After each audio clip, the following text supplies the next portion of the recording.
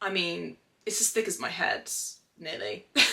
None of these are tickling my fancy. Did I just say that?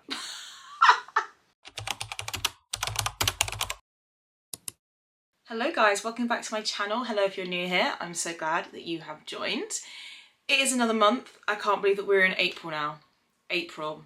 Honestly, the last couple of weeks in the UK have felt like summer, or the equivalent of like the summer that we would get. It has been so sunny, so warm, so dry, and you just know that the rain is coming. The rain is definitely coming because there's just no way it would be that nice for this long in the UK. Absolutely not.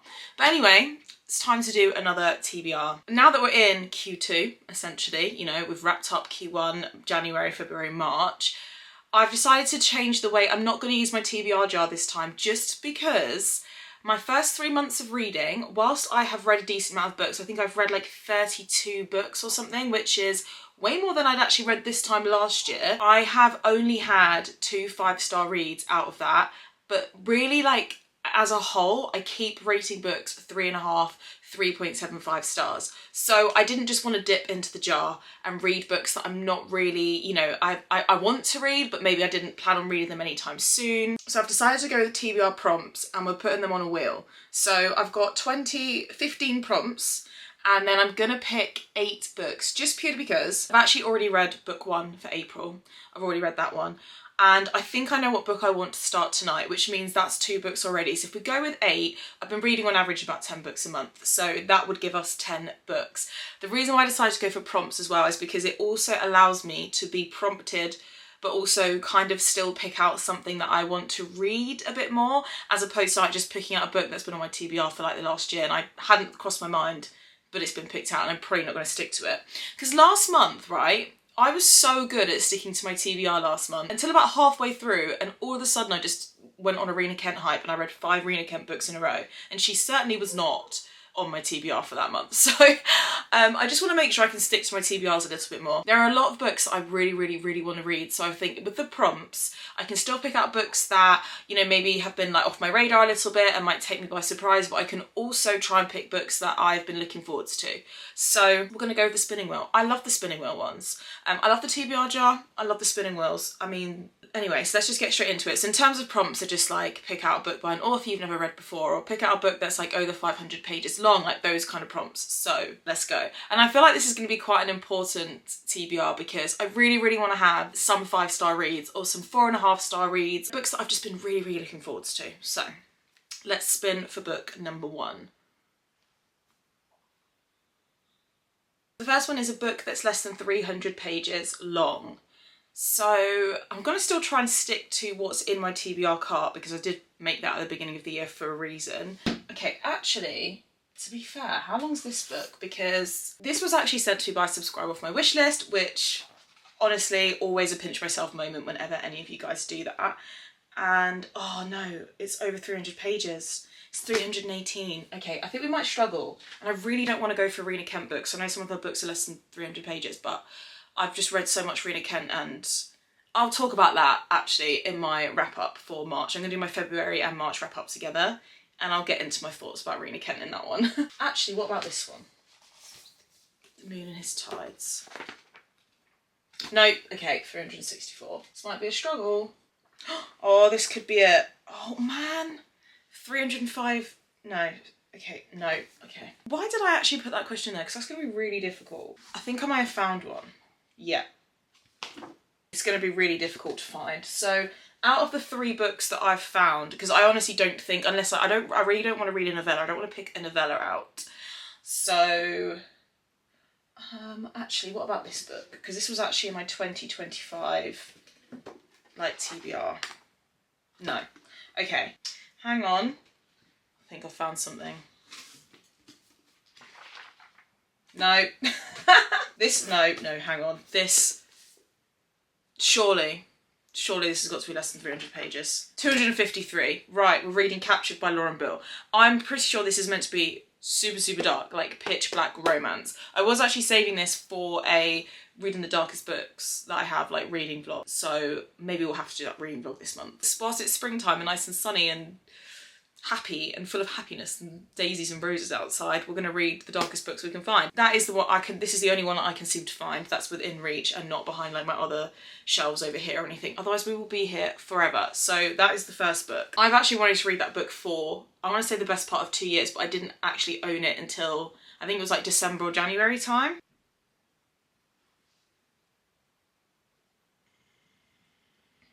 A book in a series that I haven't finished yet. Oh wow, there's so many.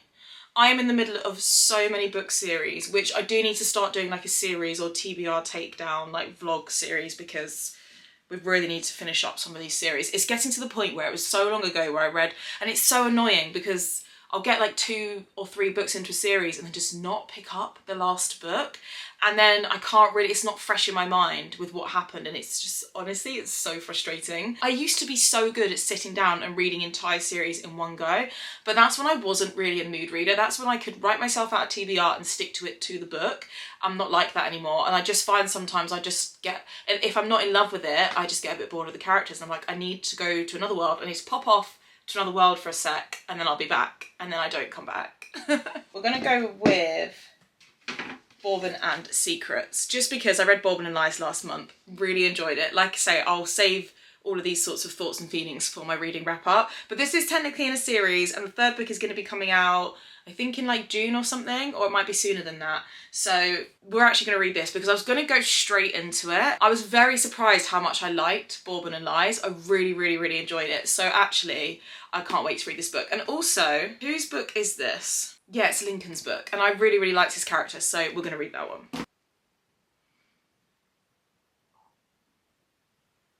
A book with a pretty cover. Well, that is easy. Sorry if you can hear stuff going with my neighbours in the background. I feel like I've said this in all of my most recent YouTube videos. I do not know what they are doing over there, but they have been builders and scaffolders and you name it there for the last like almost 2 months now. I don't know what they're doing. They may as well have just knocked the house to the ground and started again at this rate. But anyway, sorry if you can hear stuff in the background. But I found my book with a pretty cover. So this is Leave Me Behind by K.M. Morinova. This cover is so beautiful. This is a dark romance. I think it's military, enemies to lovers, that kind of thing. So the original, by the way, do I have 2 copies of a book that I haven't read yet? I absolutely do. I have no shame in admitting that. This is the original cover, even though it's pretty, you know, it's okay. But this cover, stunning. So we're gonna go with that one because I've also been meaning to read that for a while now, and I just love K.M. Morinova. Like, she's one of my favourite authors. Her writing is flawless. A dark romance, well that is really easy. I think I kind of cheated with that question a little bit there because my shelves are 80% dark romance, but let's try and find one that maybe hasn't been on our radar for a while. Okay, now I'm trying to remember if this was in last month's TBR. I feel like I have a feeling it was, but I don't know if I've just completely made that up or if it's because I've been thinking about how much I want to read this book and just haven't got around to it yet. But every time I finished a book in March, I kind of looked at this. I downloaded it onto my Kindle and everything, but I just never got around to it. But it's Crucible by B.B. Reed. This is a Goldilocks and Three Bears retelling, dark romance. Literally what it says it is. 1 girl, 3 men, cabin, woods, snowed in, kind of like Credence vibes, which you know how I feel about that. If you've been here for a while, you know how I feel about Credence. So yeah, also just love B.B. Reed. I just have such a great time with her books. So we're gonna go with that. And it is obviously a dark romance, but it's also why choose. Let's just throw in a couple more men, why don't we? What's a couple more? A book with the enemies to lovers trope. What am I doing? I am pretty sure this rockstar romance, which is called Pretty Poisoned, is an enemies to lovers dark rockstar romance. If it isn't, because like I say, because I haven't read these books, I'm not 100% sure, but I'm sure I think this is an enemies to lovers. And also I love rockstar romance, and I want to try and keep a different, like I want to have enough different genres to keep my mind active, because that's also what I find. If I read, I love dark romance, but if I read too many in a row that are just the same, like a red flag MMC, he stalks her for a bit and then they fall in love, I get bored of reading that. So let's just sprinkle in the rockstar romance trope. Hopefully it will, you know, spice things up a bit. I also want to try and get some more fantasies into this, but I've really been meaning to read this since I got this book in December, so we're going to add that in. I'm sure it's an enemies to lovers. If it isn't, I'm sorry, I swear I wasn't cheating. I don't know. A book you're not sure you'll like, but you own it anyway. That's quite a good one. So essentially something that maybe I've been putting off because I don't know if I'm going to enjoy it. Found the book. I found the book. And the reason why I haven't read this yet, even though I've had it for so long, is literally because I don't know if I'm going to like it. But it's Mile High by Liz Tomford. Purely just because, one, it takes a lot for me to really fall in love and enjoy a sports romance. It's more on the contemporary romance side.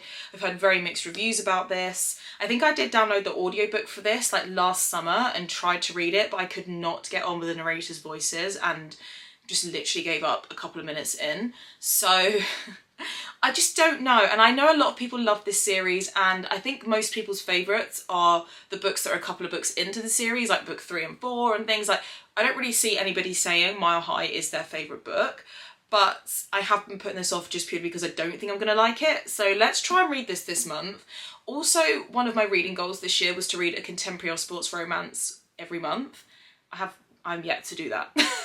So maybe we can tick off a reading goal for 2025 at the same time. The thing is, I set myself up to fail there because I knew I wouldn't do that, but I tried. I really tried.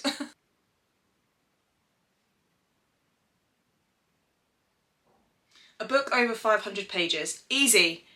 Easy, I'm going to pick a fantasy. I was kind of hoping that this prompt would come up. So you could say in a way I kind of manipulated the results because I really wanted to be able to pick a fantasy and I knew that they were all over 500 pages. Okay, not only have I gone for the plus 500 pages, I've actually gone the plus 700 pages.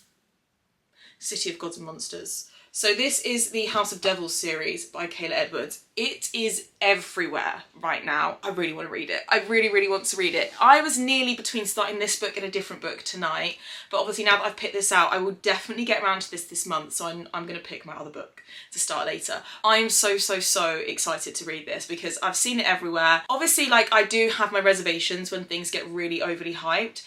However, just hearing the storyline, the kind of fantasy it is, like an urban fantasy, what kind of like creatures and paranormal beings and stuff are in here. Oh my god, I just have a feeling I'm gonna have the best time. It's huge. It's 700 plus pages. It's massive. I am going to have a quiet week just to sit down and really get lost in this world. I don't have book 2 and 3. Also, the fact that this gives me every reason to go onto Amazon and buy some more books, and I'm here for that. You don't need to ask me twice, so we're gonna read this. I feel so left out because everyone keeps talking about it and I also don't want to get any spoilers, so I'm excited.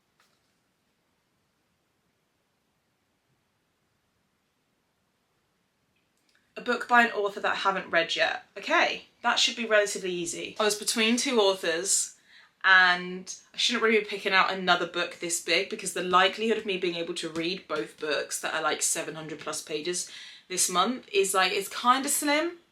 But I haven't read anything by Victoria Lancet yet, and I really want to read Fairytale. This was also another book. So there was 3 books I was thinking of starting tonight. City of Gods and Monsters, Fairytale, or Anathema or Anathema by Kerry Lake, however you pronounce it. Somebody did tell me off in the comments in one of my recent videos for the way that I was pronouncing it, so I do apologise for offending you there. I probably still haven't said it right, but those are the 3 books I was thinking of starting. So I'm gonna read Fairytale. I haven't read anything by her, but there are also some other books by Veronica Lancet that have really caught my eye. I think one's like called Of Ice and Villains, or Of Ice and something, I'm not sure. It's in my Amazon cart and I really want to buy it, but I want to know that I like the way the author writes and tells her stories. I mean, it's as thick as my head, nearly.